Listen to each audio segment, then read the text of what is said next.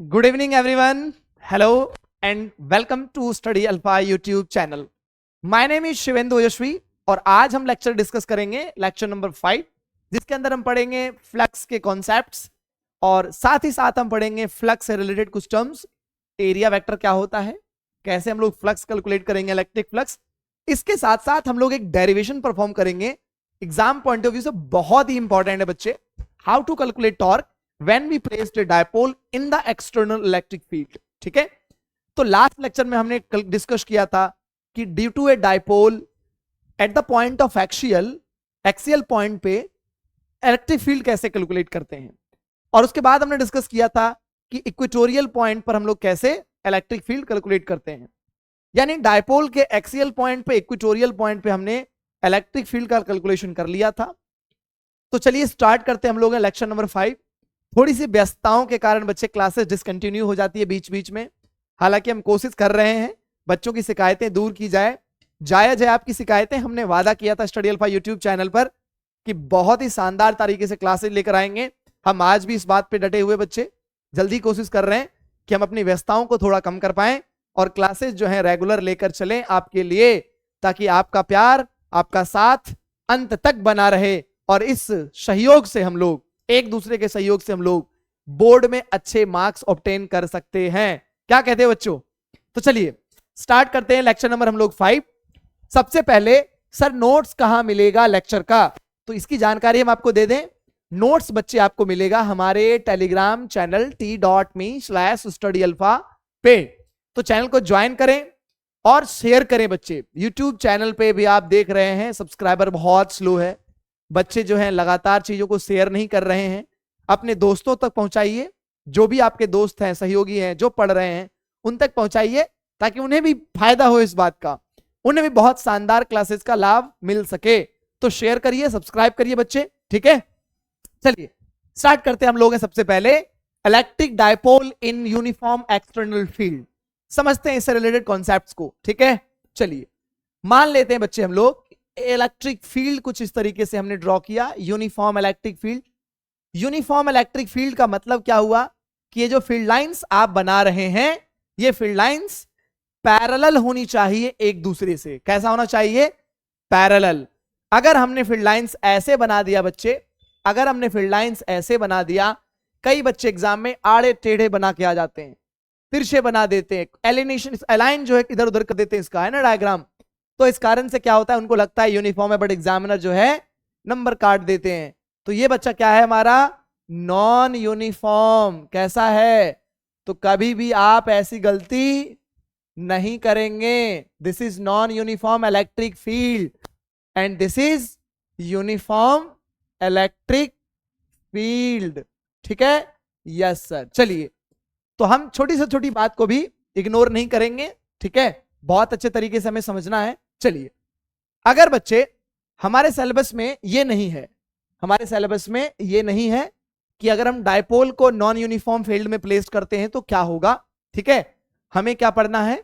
हमें पढ़ना है कि यूनिफॉर्म इलेक्ट्रिक फील्ड में अगर डायपोल को प्लेस कर दे तो क्या होगा, ठीक है। चलिए तो बच्चे सोच के देखो कि अगर हमने एक डायपोल प्लेस कर दिया, अगर हमने एक डायपोल प्लेस कर दिया बच्चे, दिस इज प्लस क्यू, ठीक है, इन the same direction, dipole moment is align in the same direction of electric field, ठीक है।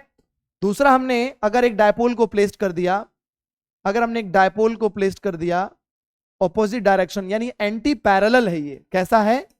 ये एंटी पैरेलल होगा। कैसा होगा sir? Anti parallel to the electric field हमने रख दिया बच्चे, ठीक है।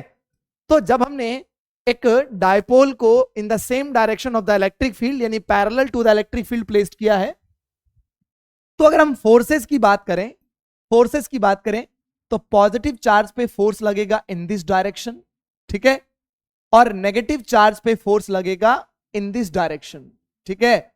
फोर्सेस एक दूसरे पे ऑपोजिट डायरेक्शन में लगता हुआ हमें दिखाई पड़ रहा है, क्योंकि हम ये जानते हैं कि अगर किसी चार्ज को, पॉजिटिव चार्ज को इलेक्ट्रिक फील्ड में प्लेस किया जाता है तो पॉजिटिव चार्ज पे इलेक्ट्रिक फील्ड के डायरेक्शन में फोर्स लगती है और नेगेटिव पे opposite direction of the electric field में फोर्स लगती है, ठीक है।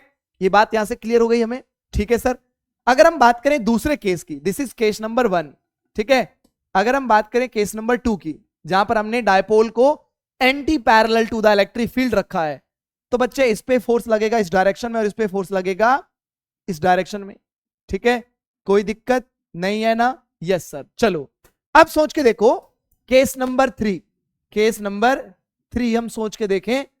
अगर हम एक डायपोल को कुछ इस तरीके से प्लेस कर दें इलेक्ट्रिक फील्ड में, अगर हमने एक डायपोल को प्लेस कर दिया बच्चे, this is -q and this is +q।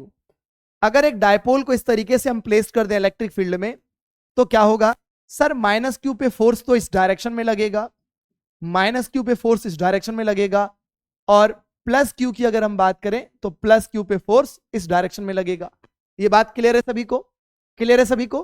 पहले केस को हम कह सकते हैं कि dipole placed in the parallel direction to the electric field, and second case को हम कह सकते हैं anti parallel to the electric field, और थर्ड केस जो हमारा जनरल पॉइंट है, यानी अगर हमने डायपोल को प्लेस कर दिया है इलेक्ट्रिक फील्ड के साथ थीटा एंगल बनाते हुए, तो ये जनरल पॉइंट का हमारा केस है। ठीक है, क्या होगा आगे जब हम टॉर्क कैलकुलेट कर लेंगे तो फिर हम समझेंगे इस बात को। ठीक है, फिलहाल मैं इस नॉन यूनिफॉर्म इलेक्ट्रिक फील्ड को मिटाता हूं ताकि हम यहां पे डेरिवेशन इसका कर सकें। ठीक है, चलिए अब हम लोग करते हैं कि how to derive torque. Torque कैसे आता है ये समझने की हम कोशिश करते हैं, टॉर्क की बातें। ठीक है, चलिए अब एक बात, सिंपल सी बात समझिए कि अगर हम इलेक्ट्रिक फील्ड में डायपोल को प्लेस करते हैं पैरेलल डायरेक्शन में, आप ये बात जानते हैं कि अगर ये डायपोल बेटा हमारा -q चार्ज है और ये हमारा अगर +q चार्ज है, तो डायरेक्शन ऑफ द डायपोल होता है from negative to positive. Dipole moment का डायरेक्शन कैसा होता है? From negative to positive consider किया जाता है डायपोल मोमेंट का डायरेक्शन। तो इसीलिए ये पैरेलल हो जाएगा बच्चे, ये एंटी पैरेलल हो जाएगा।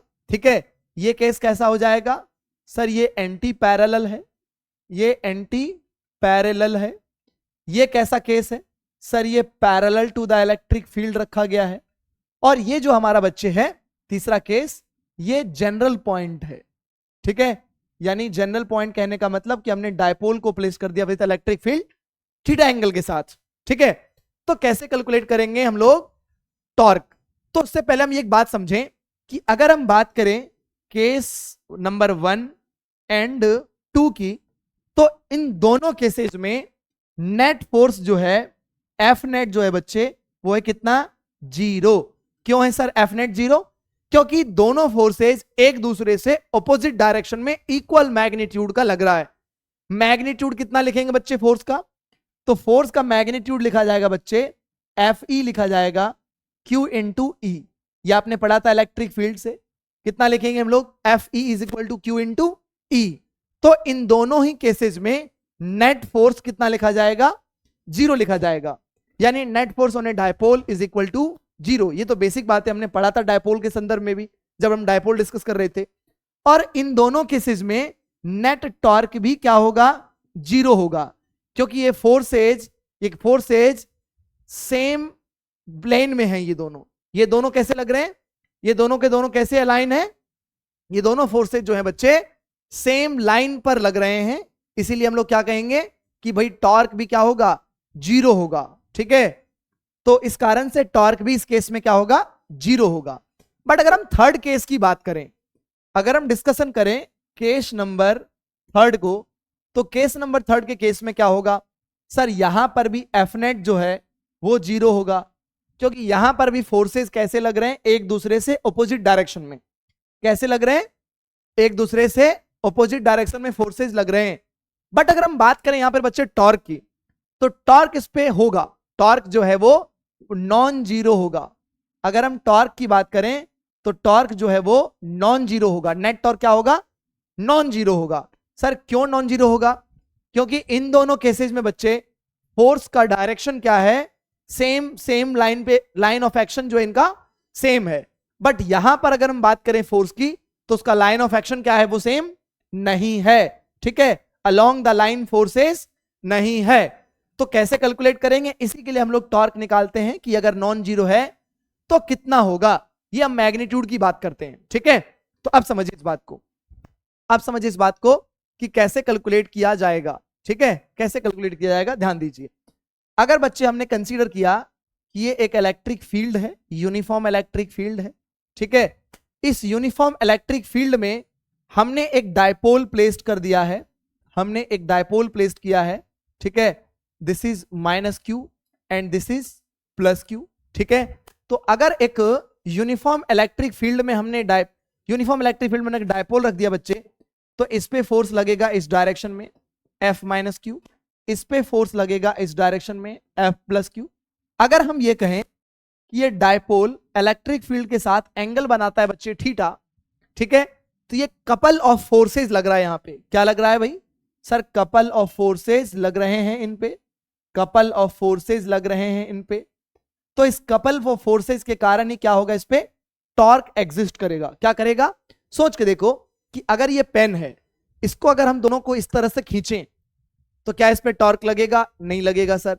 अगर इस पेन को हम रोटेट कर दें और फिर उसके बाद दोनों को एक सेम डायरेक्शन में हम लोग फोर्सेस का जो है action, line of action same हो, ठीक है, अगर ये सेम लाइन में फोर्सेस हो तो इन पे लगने वाले फोर्सेस क्या होंगे? नेट जीरो हो जाएंगे, टॉर्क भी क्या होगा? जीरो हो जाएगा, क्योंकि सेम लाइन में फोर्स लग रहा है यहां पे।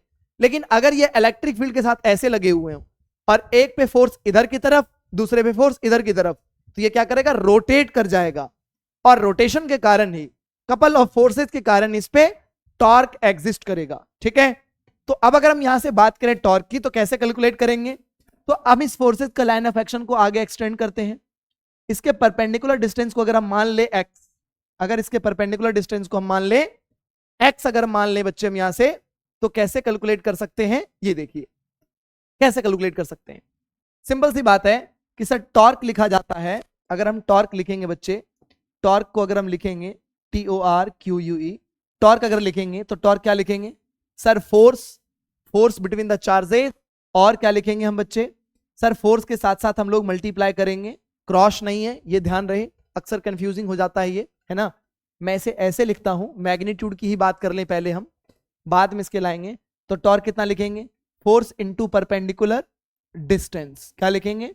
फोर्स इंटू परपेंडिकुलर डिस्टेंस लिखेंगे। ध्यान देंगे, फोर्स तो बेटा कितना हो जाएगा? F लिख लेते हैं, बाद में पुट कर देंगे Q इंटू E, ठीक है। परपेंडिकुलर डिस्टेंस हमने कितना लिखा है? X लिखा है। तो टॉर्क हमारा कितना कैलकुलेट हुआ? F इंटू X कैलकुलेट हो गया, ठीक है। F की वैल्यू तो हम यहां से पुट कर देंगे Q इंटू E, बात होती है X की, ठीक है। तो एक्चुअल में ये जो डिस्टेंस आप देख रहे हैं बिटवीन टू चार्जेस, ये तो हो जाएगा हमारा 2a। क्या हो जाएगा बच्चे? ये 2a हमने पढ़ा था डायपोल के केसेस में ही कि दो चार्जेस के बीच के डिस्टेंस को हम लोग 2a कंसीडर करते हैं, ठीक है। तो अगर हम ये बात करें बच्चे, तो ये अगर एंगल थीटा है तो यहां से ये एंगल भी क्या हो जाएगा? थीटा हो जाएगा, ठीक है। और यहां से अगर हम थीटा और 2a के बीच में, सॉरी x और 2a के बीच में अगर रिलेशन एस्टेब्लिश करें तो क्या होगा सर? साइन थीटा लिखिए। साइन थीटा कितना हो जाएगा बच्चे? सामने वाला कंपोनेंट हो जाएगा परपेंडिकुलर, तो ये x हो जाएगा हमारा परपेंडिकुलर और 2a हो जाएगा बच्चे हमारा हाइपोटेन्यूज, ठीक है। तो यहां से अगर हम x को कैलकुलेट करें तो x कितना आ जाएगा सर? 2a sign theta. कितना आ जाएगा बच्चे? x की वैल्यू आ जाएगी 2a साइन थीटा आ जाएगी, ठीक है। यहां से अगर इस वैल्यू को हम पुट करें, अगर यहां से इस वैल्यू को हम पुट करें बच्चे, तो क्या हम लिख सकते हैं? इस फोर्स को हम लिख सकते हैं force is equal to Q into E, और x को हम क्या लिख सकते हैं? 2a sine theta. हाँ सर बिल्कुल लिख सकते हैं सर, लिख सकते हैं बिल्कुल हम। अब सोच के देखो बेटा, अगर मैं इसको ऐसे इसको अरेंज करूं, अगर मैं इसको ऐसे अरेंज करूं कि Q इंटू 2a एक साथ, ठीक है, फिर इंटू E साइन थीटा, तो हम क्या लिख सकते हैं? हम लिख सकते हैं इस टर्म को Q इंटू 2a को P। हाँ सर बिल्कुल लिख सकते हैं। तो बेटा टॉर्क इज इक्वल टू कितना आ जाएगा sir? Torque is equal to आ जाएगा PE साइन थीटा। कितना आ गया बेटा? PE साइन थीटा हमने कैलकुलेट कर लिया है। चलिए मैं ऊपर लिखता हूं अब। तो टॉर्क हमने कितना कैलकुलेट कर लिया? PE साइन थीटा, ठीक है। तो अगर मैं टॉर्क का वेक्टर फॉर्म लिखना चाहूं तो क्या लिख सकता हूं मैं इसे? P वेक्टर यानी dipole moment cross electric field. हाँ सर बिल्कुल लिख सकते हैं। क्या मैं इसको लिख सकता हूं इस तरीके से? बिल्कुल लिख सकते हैं। और अगर हम डायरेक्शन ऑफ टॉर्क की बात करेंगे हम लोग, डायरेक्शन ऑफ टॉर्क की अगर हम बात करेंगे हम लोग, तो क्या करेंगे? P क्रॉस E करेंगे, तो डायरेक्शन हमें क्या मिल जाएगा? अंदर की तरफ, ठीक है। तो डायरेक्शन क्या हो जाएगा बच्चे? डायरेक्शन जो मिलेगा वो इनटू द प्लेन मिलेगा, ठीक है। डायरेक्शन कैसा होगा? अंदर की तरफ हो जाएगा, ठीक है। माइनस जेड एक्सिस की तरफ हो जाएगा डायरेक्शन इसका। तो इस तरीके से हम लोग कैलकुलेट कर सकते हैं, डायरेक्शन ये हो जाएगा हमारा अंदर की तरफ। ठीक है, ये बात क्लियर हो गई। अब इसी फॉर्मूले को बच्चे, torque is equal to p E sine theta, इसी फॉर्मूले को अगर हम सोचें इन तीनों केसेस में, इन तीनों ही केसेस में अगर हम सोचें बच्चे, तो पहले केस में क्या होगा सर, थीटा की वैल्यू फर्स्ट केस में 0 डिग्री है, तो 0 डिग्री होने के कारण साइन 0 की वैल्यू कितनी होती है, 0। साइन 0 की वैल्यू कितनी होती है, 0 होती है। इसीलिए इस केस में हम क्या कह सकते हैं, torque will be equal to 0। और फर्स्ट केस में जहां पर हम लोग parallel to the electric field place करते हैं डायपोल को, इसी केस को कहा जाता है बच्चे, इसी केस को कहा जाता है स्टेबल इक्विलिब्रियम। क्या कहते हैं हम लोग इसे सर, इसी केस को हम कहेंगे स्टेबल इक्विलिब्रियम। क्या कहेंगे, स्टेबल इक्विलिब्रियम कहते हैं बच्चे इसे हम लोग। ठीक है, स्टेबल इक्विलिब्रियम कहेंगे इसे हम लोग। इक्विलिब्रियम लिखना था हमें, हाँ ठीक है, चलो स्टेबल इक्विलिब्रियम। दूसरी बात अगर हम करें सेकंड केस की अगर हम बात करें, तो ये क्या है, ऑपोजिट डायरेक्शन में है, यानी यहां पर थीटा कितना हो जाएगा सर, 180 डिग्री हो जाएगा। और ये बेटा अनस्टेबल है, ये कैसा रखा हुआ है, अनस्टेबल इक्विलिब्रियम में हो जाएगा ये अनस्टेबल इक्विलिब्रियम में हो जाएगा बच्चे ये। ठीक है, ये अनस्टेबल इक्विलिब्रियम में हो जाएगा ये, इस पे हमें ये नहीं लगाना था, है ना। ये अनस्टेबल इक्विलिब्रियम में हो जाएगा ये इक्विलिब्रियम, ये अनस्टेबल इक्विलिब्रियम में हो जाएगा। ठीक है, अगर हम तीसरे केस की बात करें, तो तीसरे केस में हमें क्या मिलेगा सर, थीटा यहां से हो जाएगा हमारा, कोई भी एंगल ले सकते हैं हमें। तो अगर यहां से थीटा हमारा, अगर कोई भी एंगल है, सर्टेन एंगल है, मान लें हम इसे थीटा यूं ही रहने देते हैं, क्योंकि अकॉर्डिंग टू क्वेश्चन, जैसा जैसा क्वेश्चन में गिवन होगा हम उसके अकॉर्डिंग सॉल्व करेंगे। तो थीटा यहां से बेटा थीटा हो जाएगा। ठीक है, तो इस केस में जो भी एंगल गिवन होगा, टॉर्क मैक्सिमम हमें कहां मिलेगा, तो टॉर्क मैक्सिमम हमें मिलेगा जनरल पॉइंट पे। ठीक है, जनरल पॉइंट पे हमें मैक्सिमम टॉर्क मिल सकता है। क्लियर हो गई बात ये। तो मिनिमम टॉर्क फर्स्ट केस में, मैक्सिमम टॉर्क थर्ड केस में होगा। क्लियर हो गया ये बात, यस सर, फील आई, बिल्कुल आसान टॉपिक है ये, बट इस पे बहुत सारे क्वेश्चन आते हैं। और एक डेरिवेशन इसी डायपोल से रिलेटेड हम लोग करेंगे पोटेंशियल एनर्जी के टॉपिक में, जहां पर हम लोग पोटेंशियल एनर्जी कैलकुलेट करेंगे due to a dipole when we placed in external electric field. ठीक है, चलिए आगे बढ़े बच्चे, आगे बढ़े। चलिए अब एक बार बच्चे हम लोग थोड़ा सा रिवीजन कर लेते हैं इलेक्ट्रिक फील्ड लाइंस की प्रॉपर्टीज को, क्योंकि फ्लक्स में सारी कहानी हमारी है इलेक्ट्रिक फील्ड लाइंस की। ठीक है, तो जल्दी से एक बार रिवाइज करते हैं। मैं बच्चों से भी उम्मीद करूंगा कि आप एक से जल्दी से अच्छे से एक बार रिवाइज कर लेंगे। ठीक है, तब थोड़ा सा ज्यादा फील आएगा समझ में। Electric field lines always begin from A positive charge, और इन्फिनिटी और टर्मिनेट कहां होती है, या तो नेगेटिव पे या फिर इन्फिनिटी पे।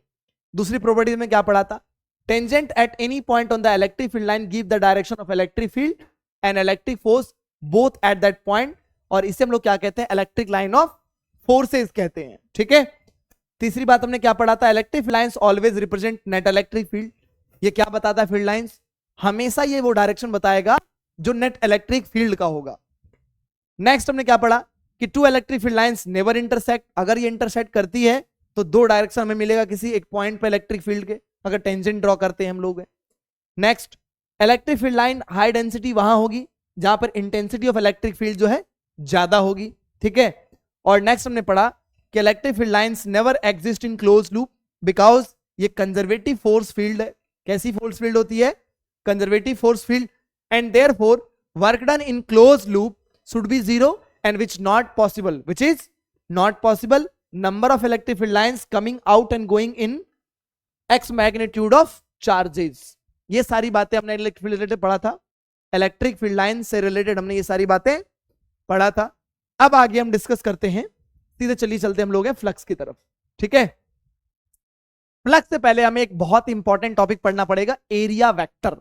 ये एरिया वेक्टर बीच में आ गया, सोच रहे होंगे ये सर क्या है। एक्चुअल में इलेक्ट्रिक फ्लक्स जो है वो एनर्जी की स्टोरी है, कहानी क्या है, एनर्जी की कहानी है।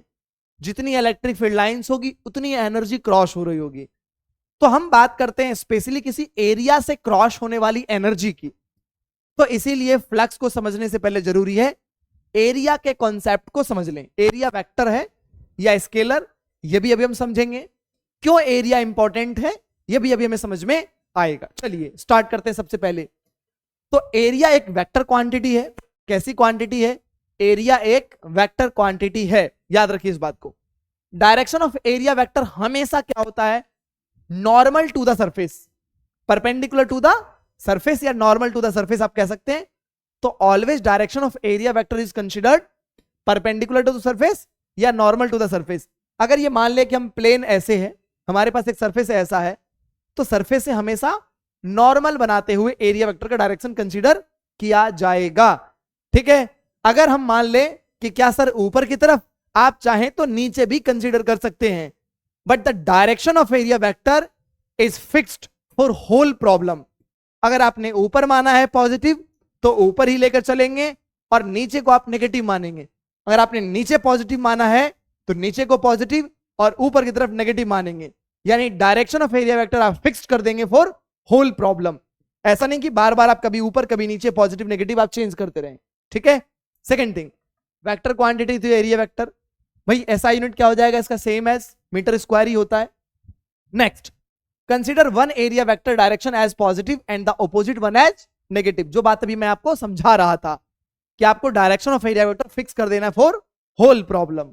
अगर आपने किसी एक को पॉजिटिव लिया है ऊपर की तरफ, तो नीचे क्या हो जाएगा? नीचे की तरफ नेगेटिव आपको कंसीडर करना है। ठीक है।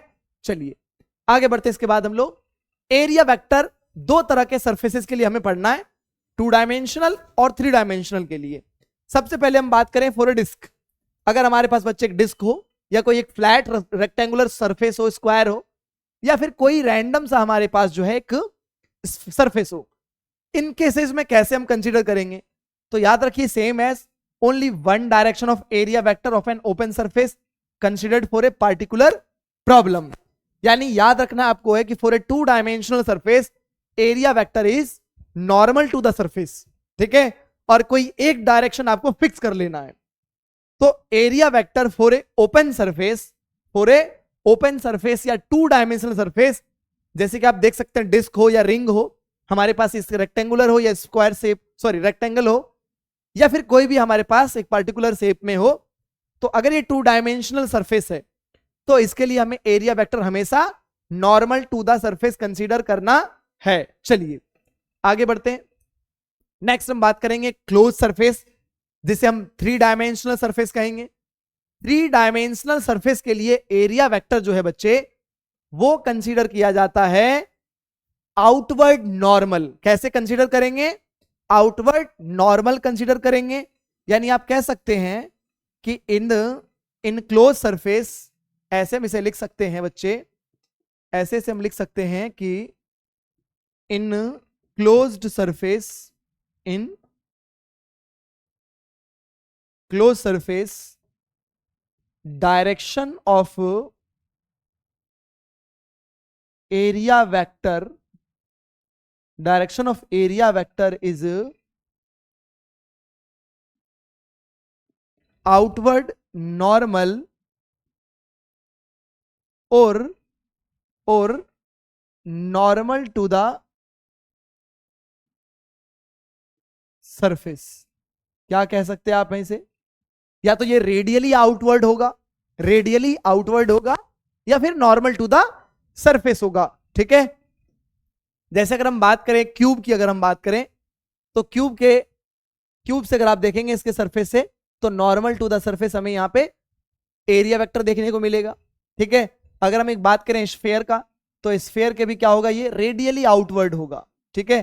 रेडियली आउटवर्ड डायरेक्शन में आपको एरिया वेक्टर कंसीडर करना है। और कोई रैंडम सा अगर हमने शेप कंसीडर कर लिया तो यहां पर भी आपको यही रूल अप्लाई करना है। ये बात क्लियर हो गया? बिल्कुल क्लियर हो गया यहां तक। चलिए अब हम बात करते हैं फ्लक्स पे। क्या होता है एक्चुअल में फ्लक्स? ठीक है। फ्लक्स होता क्या है एक्चुअल में? अगर मैं ये कहूं बच्चे कि हमने यहां पर एग्जांपल के लिए, देखिए ध्यान दें, हमने 3 तरह का एरिया लिया है, फर्स्ट, सेकंड और थर्ड। 3 तरह के हमने एरिया कंसीडर किया है। स्मॉलर एरिया ग्रेटर है A2 A1 से, और A3 is greater both A1 and A2। Area actual में हमने जो कंसीडर किया स्मॉल, ग्रेटर एंड देन सबसे ग्रेटर, ठीक है। ये क्यों कंसीडर किया, इसके पीछे रीजन ये है कि total number of field lines passing through an area actually passing an energy, electric field lines is energy. तो एक्चुअल में जितनी फील्ड लाइंस पास होगी किसी एरिया से, that is considered to the energy passing through an area. तो अगर area बड़ा है दैट मींस की एनर्जी ज्यादा फ्लो हो रही होगी, ठीक है, ज्यादा एनर्जी पास होगी। तो अभी हमने एरिया वेक्टर पढ़ा था ओपन सरफेस और क्लोज सरफेस के लिए, क्या समझा कि ओपन सरफेस पे हमें एरिया वेक्टर परपेंडिकुलर लेना है सरफेस से, क्लोज के लिए रेडियली आउटवर्ड लेना है। आगे हम यूज करेंगे एरिया को भी, आगे एरिया वेक्टर को भी इलेक्ट्रिक फ्लक्स कैसे कैलकुलेट करेंगे। तो flux is basically linked with area, flux is linked with area. If the area is greater that means की number of field lines passing through an area is larger, और larger field lines अगर cross होगी which means कि energy ज्यादा cross हो रही होगी किसी एरिया से, ठीक है। हमने यहां पर समझने का कोशिश किया है कि अगर मान ले यहां से जो है वाटर करंट फ्लो हो रहा है, वाटर फ्लो हो रहा है, मान ले बहुत सारे वाटर के जो है वाटर फ्लो हो रहे हैं ऐसे बिल्कुल, ठीक है। तो अगर हम बात करें इस एरिया से, फर्स्ट एरिया से, तो जितना वाटर की वॉल्यूम फ्लो होगा हम कैसे लिखेंगे, flux of liquid. Flux of liquid लिखेंगे हम लोग velocity of liquid, velocity of liquid into area A1, ऐसे तो हम लिखेंगे flux, flux of liquid through A1 area. अगर हम बात करें A2 के अक्रॉस तो VA2 because the area of A2 multiplied with velocity of liquid, and third one हम क्या लिखेंगे, velocity of liquid multiplied by area of third surface। तो इस तरीके से हम लोग फ्लक्स लिख सकते हैं, ठीक है। And generally flow of quantity through an area normal to it, हम लोग क्या कंसीडर करेंगे, normal to it, and gives an idea about the amount of energy crossing in area और idea about the number of line crossing through normal to it. तो ये बात हमें समझ में आती है कि जनरली फ्लक्स जो है वो क्या है, total energy flowing through an area, या फिर हम कह सकते हैं total number of field lines passing through an area, ठीक है। तो अगर एरिया ग्रेटर होगा तो फील्ड लाइंस ज्यादा क्रॉस होंगी, दैट मींस की एनर्जी ज्यादा क्रॉस होगी। बात समझ आई आपको। तो जैसे अगर हम मान लें कि विंडो से हवा फ्लो हो रही है तो इसका मतलब क्या कहेंगे हम, फ्लक्स। अगर डोर से हवा फ्लो हो रही है तो भी क्या है, विंड फ्लक्स है। लेकिन अगर हम बात करें विंडो के एरिया का और डोर के एरिया का, तो area of window is smaller than door, that means कि नंबर ऑफ फील्ड लाइंस या नंबर ऑफ फ्लक्स या amount of flux passing through N window is smaller than door, क्योंकि डोर का साइज बड़ा होगा, एरिया बड़ा होगा तो ज्यादा हवा आएगी। बात समझ में आई आपको। तो फ्लक्स बेसिकली इस तरह से रिलेटेड होते हैं एक दूसरे से। क्लियर हो गया यहां तक। चलिए आगे हम बात करेंगे फ्लक्स का। अगर हम एरिया को चेंज करें, जनरली हमने जो पहले केस में लिया था एरिया क्या था, नॉर्मल टू द एरिया क्या था, normal to the surface, normal to the liquid था। तो इसका मतलब यह था कि अगर हमने यहां पे कंसीडर किया था इस तरीके से एरिया, तो फ्लो था इस तरीके से और एरिया वेक्टर भी हमारा जो है सेम डायरेक्शन में था, ठीक है। अगर हम यहां से चेंज कर दें तो जनरली ये क्या लिखा जाएगा बच्चे, हमारा ये ए डैश लिखा जाएगा। सोच के देखिए, फ्लक्स ऑफ लिक्विड हमने क्या लिखा था, फ्लक्स ऑफ लिक्विड हमने क्या लिखा था, फ्लक्स ऑफ लिक्विड हमने लिखा था ए इंटू वी। क्या लिखा था हमने, ए इंटू वी।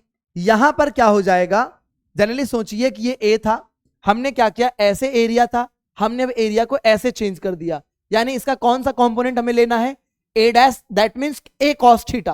क्या लिखेंगे हम लोग, तो ए डैश किसको इक्वल हो जाएगा, ए कॉस थीटा के इक्वल हो जाएगा।